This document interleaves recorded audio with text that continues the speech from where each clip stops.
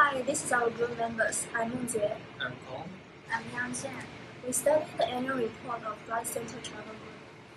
The company traveled freely in both and leisures and compared travel cycles plus food selling. There were no significant changes in the nature of the group's activities during the years. The company in 2014 financial forecast, which has a lower income margin, granted 33.6% of group turnover during 2015, compared to 31.5% during 2014.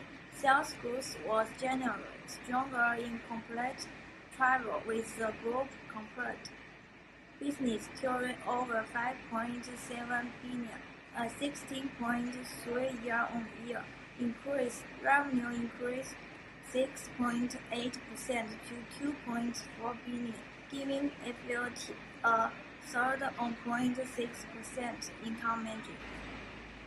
The company in 2015 social performance job creation affiliate created 1,200 new jobs globally, raised total to almost 7,000 new jobs. Employee early, the company paid almost 1.3 billion to its people, gradually in employee benefits.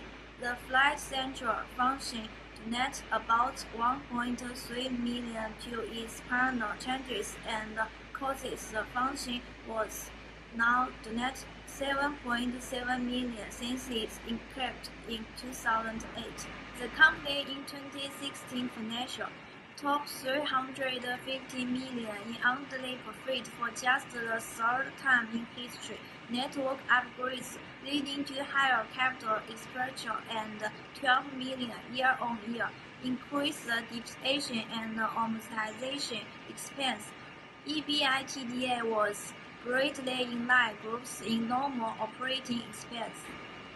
The company in 2016 social performance. About half of our leaders in Australia are women with chief operating officer to encourage more women to progress through the ranks. This travel was a closer brand servant of previously disadvantaged South African society. The Flight Central function, which started in Australia in 2008. In Australia, FLT was organized as one of the country's most charitable companies, based on its people workplace distributions in a survey conducted by the Australia Charities Fund. Response travel is another important area of focus.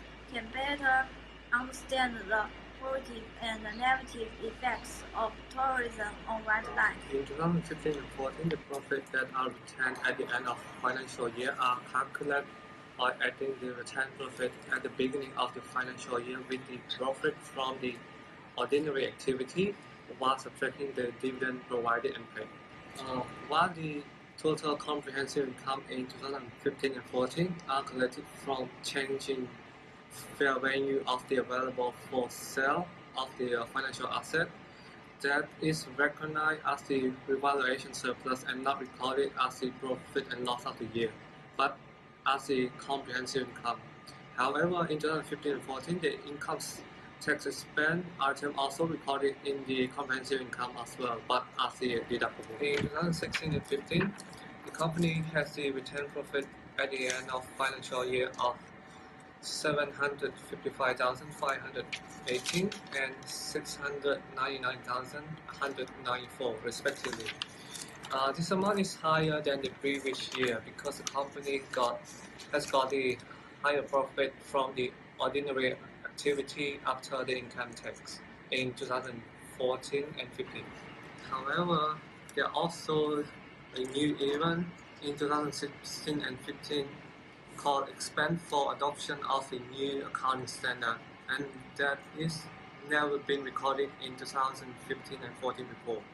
And the new standard will be effectively for the annual report period for the beginning on or after the January 2019, which means that it will be applied in the reporting period.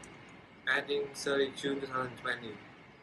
FRT does not intend to adopt the new standard before its operative date. In 2016 and 15, the total comprehensive income are 215,342 and 207,068 respectively.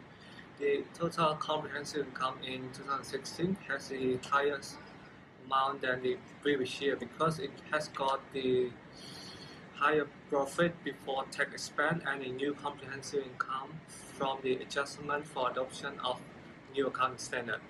However, there are some new events such as change in fair value of the financial asset at the FVOCI and changes in fair value of the cash flow that is considered as the loss on the income statement of the comprehensive income. The new accounting standard will impact the asset nature by the right to use the asset that provided the right to use the lease asset for the term of the lease agreement, and the company will be depreciated along the lease term or economic benefit life. The liability will increase as the liability would be the lease payment that are economically unavoidable over the lease term. It will also guarantee the interest expense and the principal of repayment too. Goodwill and intangible assets that have an indefinite useful life are not subject to amortization, but are impairment tested annually or more frequently if events or changes in circumstances indicate they might be impaired. An impairment loss is recognized for the amount by which the asset carrying amount exceeds its recoverable amount. The recoverable amount is the higher of an asset's fair value less cost to sell or value in use. Impairment loss for goodwill is recorded in the income statement as a deduction from operating income and is never reversed. Cash-generating units is the smallest group of assets that independently generates cash flow, and whose cash flow is largely independent of the cash flows generated by other assets. The concept is used by the International Financial Reporting Standards in the determination of asset impairment. Without this concept, it would be excessively difficult to determine the cash flow associated with individual assets for an impairment analysis. IAS 36 impairment of assets requires these tests to be performed at the level of each cash-generating unit, or groups of cash-generating units likely to benefit from acquisition-related synergies within a business or geographical segment. This allocation is reviewed if the group changes the level at which it monitors return on investment for goodwill testing purpose.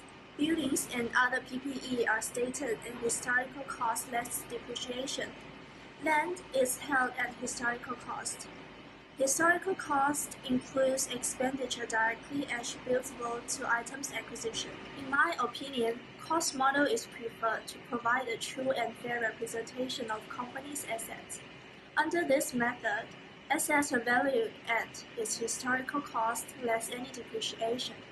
Someone may question, use a value at past to present its value now. How is this true and fair?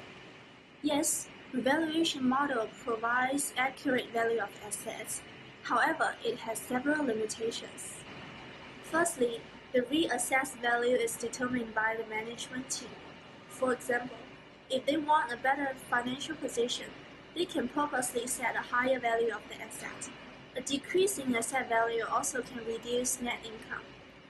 Secondly, market fluctuates often and even violate at times.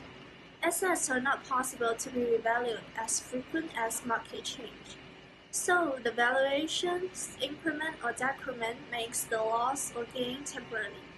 The information may be misleading, which is violated by true and fair. Due to above reasons, cost model better provides true and fair value of assets, as it reduces chance of human error.